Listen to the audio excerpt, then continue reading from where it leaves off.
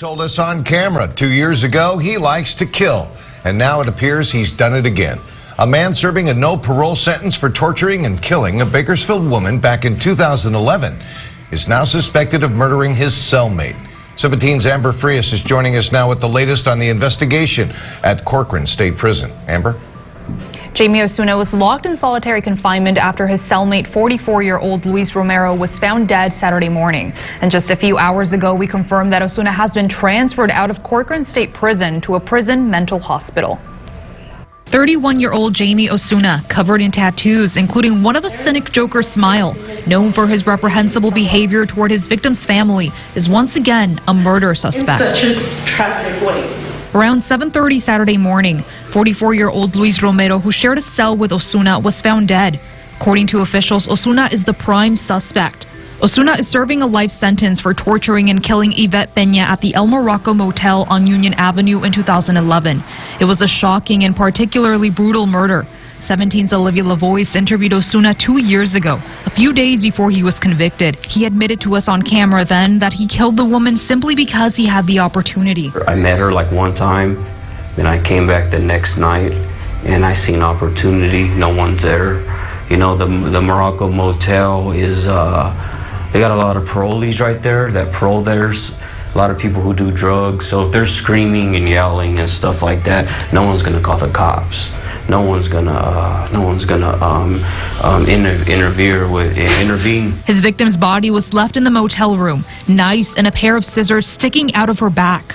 I did sadistically, premeditatedly, deliberately tortured and murdered Yvette Peña.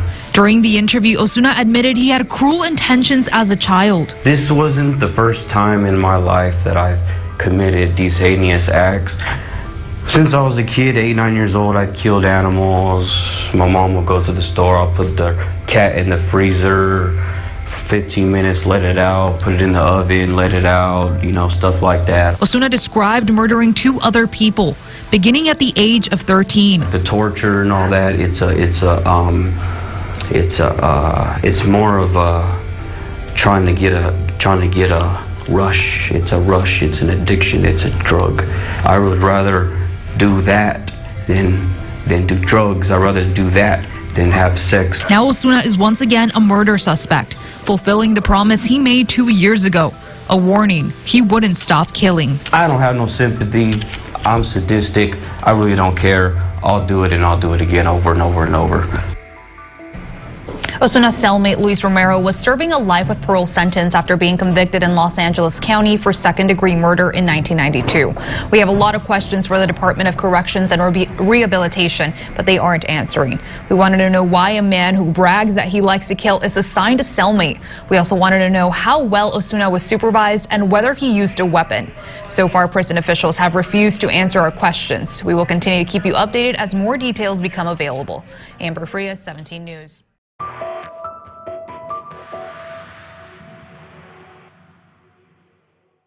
Story tonight. It has been more than 2 months since an inmate was found beheaded and mutilated in his cell in a prison in north of Bakersfield. His cellmate was the only suspect. He's also a notorious Kern killer. So how did this happen? How was Jaime Osuna able to once again commit a heinous crime? 17's Olivia Lavois joins us now with an update on this case. Olivia?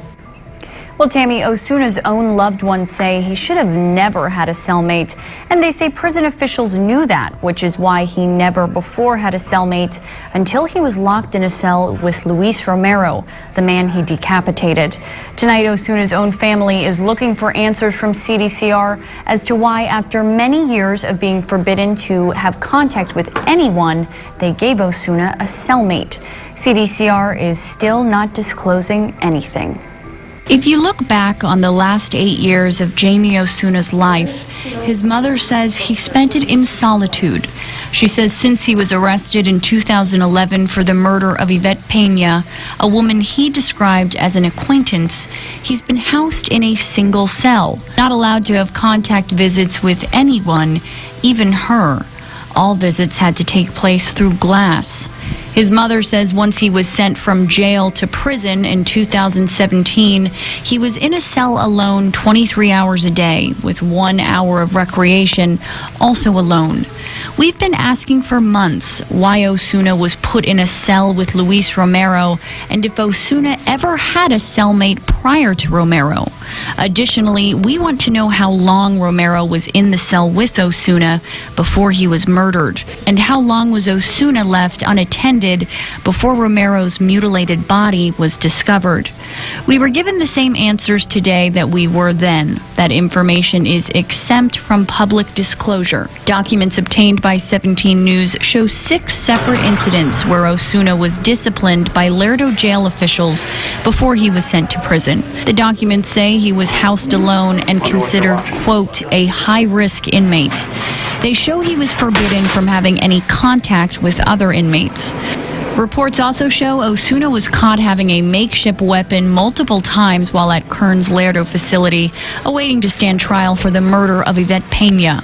And just last year, in September, CDCR guards caught him with, quote, a hatchet-like weapon in prison. As his mother puts it, Osuna has always been getting into trouble behind bars. She can't make sense of why CDCR would suddenly give him a cellmate. Either can his former attorney, Richard Terry, who says he provided CDCR with every piece of paperwork on Osuna's psych that should have shown he needed to be housed alone. Terry also believes he should have been sent to a psychiatric hospital, not a prison. Osuna is scheduled to be back in court next month for the murder of his cellmate that prosecutors call especially heinous, atrocious, cruel, and manifesting exceptional depravity. Yes. At the time of Romero's killing, Osuna was already serving a life sentence for murder. How this latest horrific crime came to be is something 17 News is looking into. But for now, in studio, I'm Olivia Lavois, 17 News.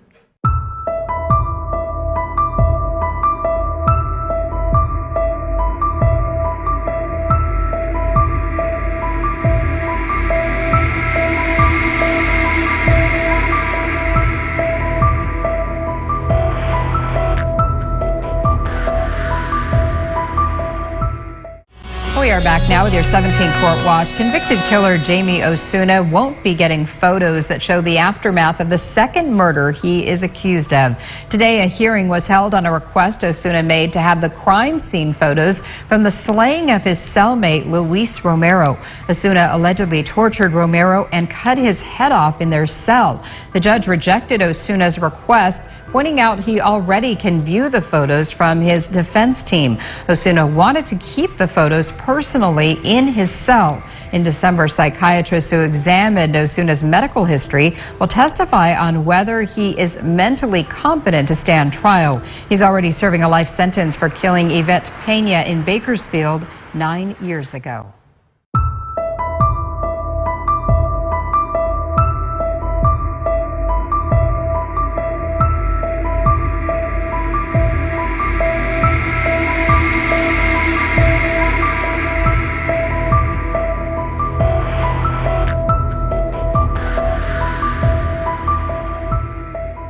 Convicted killer Jaime Osuna was in court this morning on new charges of beheading his cellmate. The victim's family was also there, ready to face their loved one's accused murderer. 17's Amber Frias sat down with the family and joins us with the exclusive interview. Amber?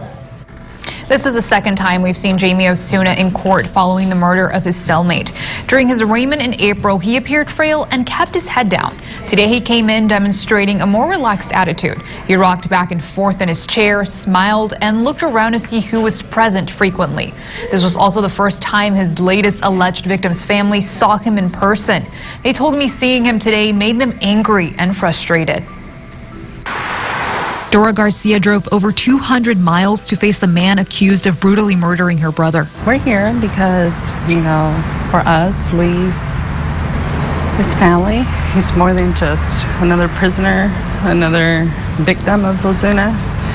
He is my mother's son, my brother, and we love him, and we want to be here to represent the family so that everyone knows that Luis is not alone, and that we're here for him.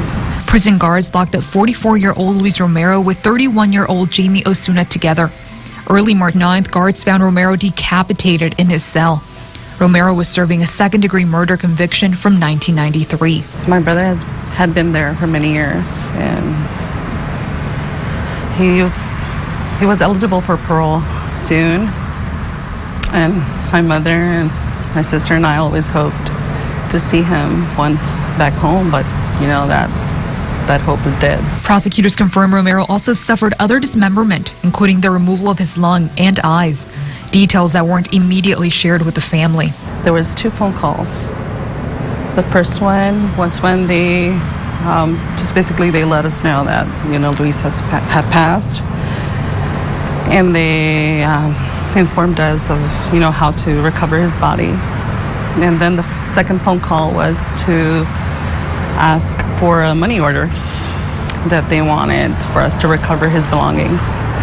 And after that, there was no more communication with them. Basically everything that we know, we've heard in the news. We've also contacted CDCR officials multiple times for answers on why a man who confessed his desire to kill would be given a cellmate. I don't have no sympathy. I'm sadistic. I really don't care. I'll do it and I'll do it again over and over and over. No answers yet. It just makes us feel so helpless. Like, you know, they knew that this is who he is. He likes to kill. And for us, it's very difficult to understand that he was even allowed to be with anyone. I think at an extent they are liable for what happened. Osuna is already serving life without parole for the 2011 torture and murder of Yvette Peña at a Bakersfield motel. Today, he was arraigned on yet an additional new charge, possession of a weapon. This charge is from November 2018. His defense attorney said she plans to file a motion against CDCR for the level of care Osuna is receiving. She claims the care he is receiving for his mental health has been lowered in the past few weeks. Like Romero's family, we also have many questions for CDCR. But for now, we will continue to investigate and keep you updated with any new development. Amber Frias, 17 News. Notorious murderer Jaime Osuna appeared via Zoom today for a resentencing hearing in Bakersfield.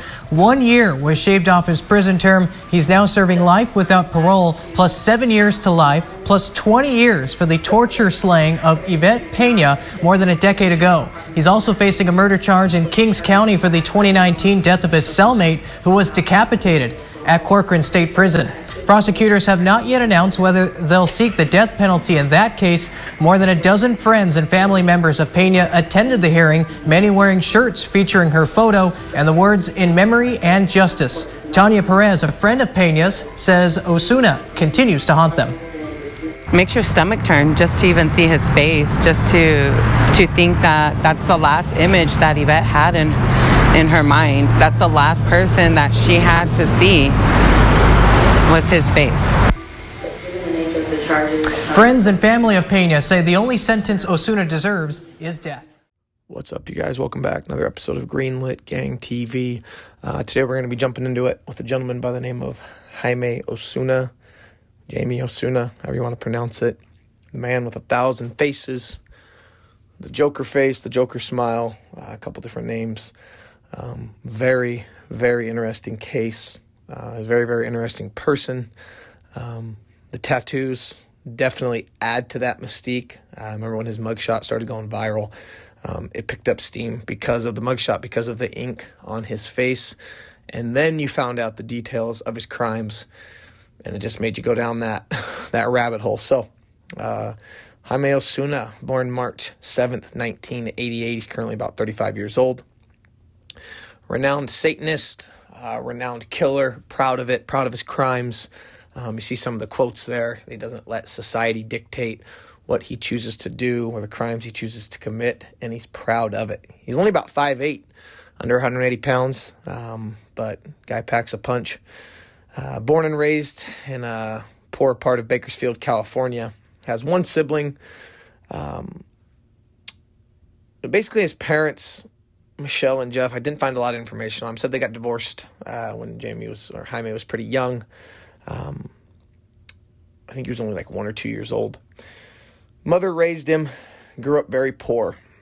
Now, his mother ends up bringing his stepfather into his life, and this is where Jamie's life begins to turn.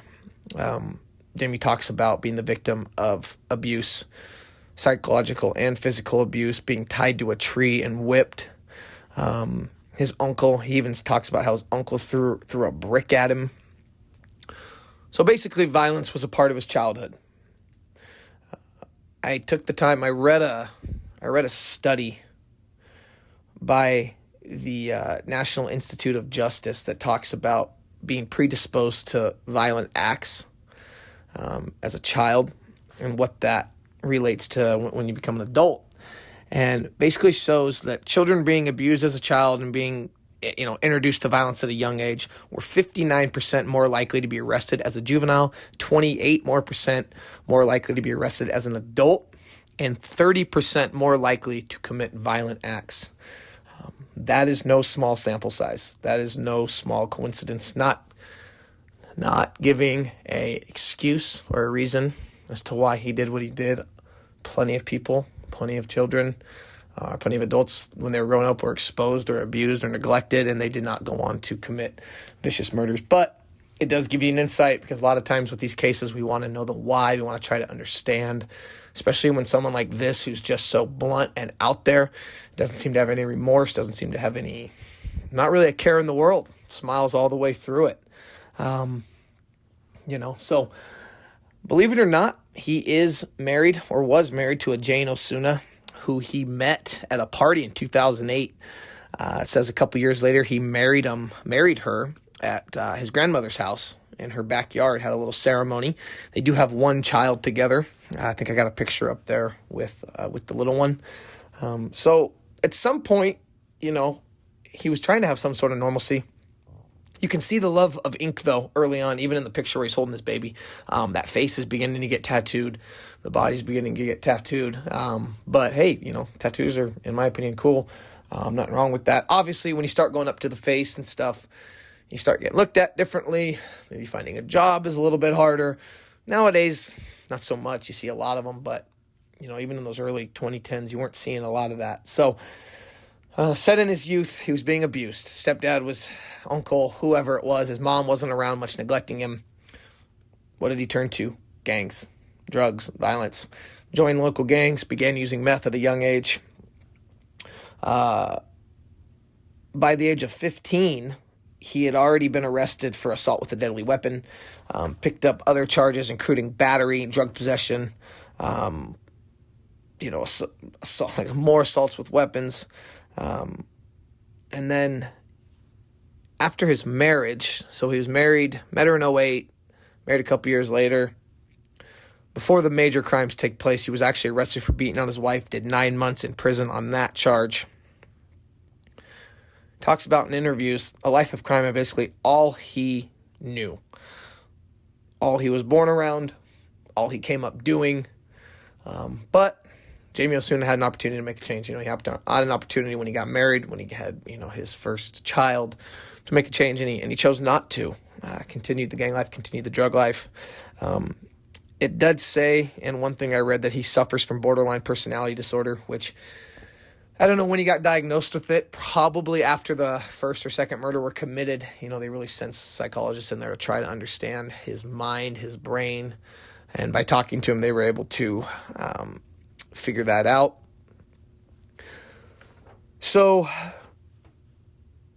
he's committing these acts at a young age. Gets arrested in 2010 for beating his wife. Does some time behind that.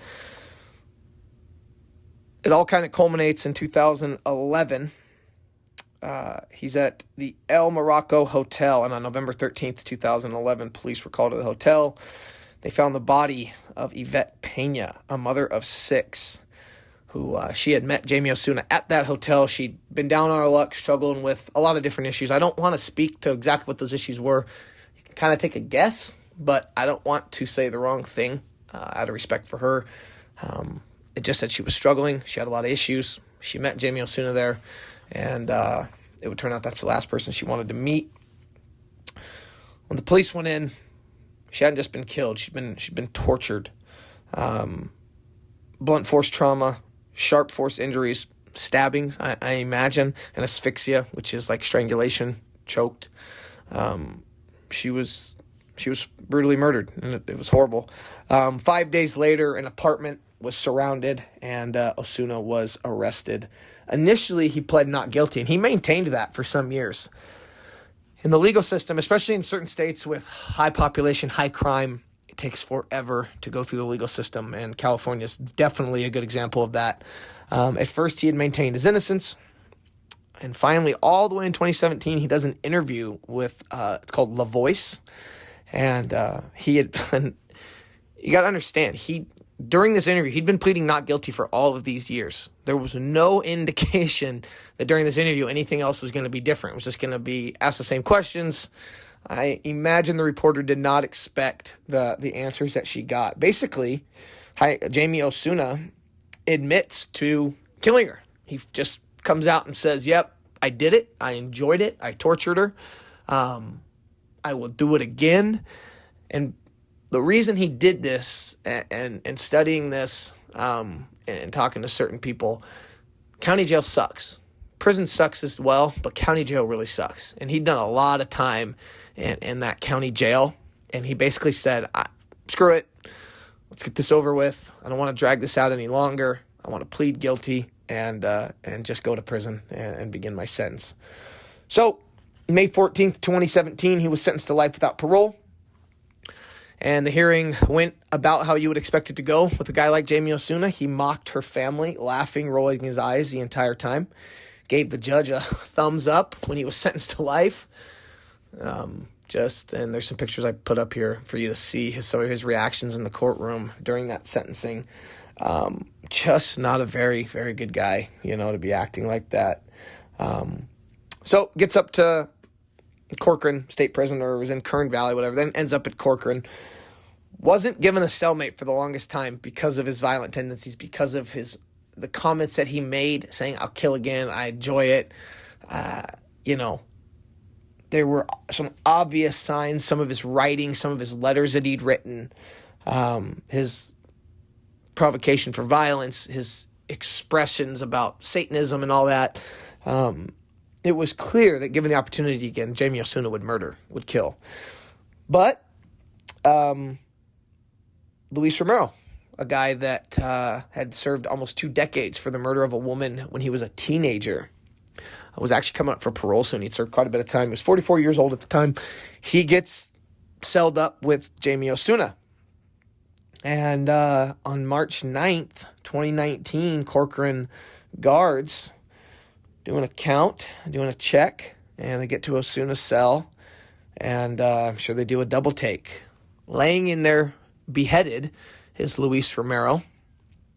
An eye is stabbed out, body parts are removed, and there is Jaime Osuna sitting there, smiling, laughing, or just sitting there stone-faced with a necklace of Luis Romero's body parts around his neck.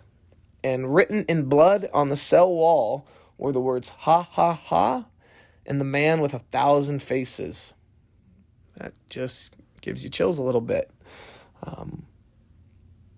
So immediately, obviously, guards go in, remove him from the cell. They get Romero's body out, or what's left of it. Jaime Osuna's rearrested on charges of murder. By this time, his face is so much more covered in tattoos, and I put that picture up. You can see what his face looked like in like 07 to 17 to 19. So no matter where he was at, he always got his hands or got with somebody who tattooed him. He kept adding ink to his face. He spent a lot of time in prison. A lot of these were not done on the street. Some were, absolutely some were, but a lot of them were not. A lot of them were done behind bars. His mugshot hits, because he has to retake a mugshot. He's recharged. His mugshot hits the internet, and it blows up.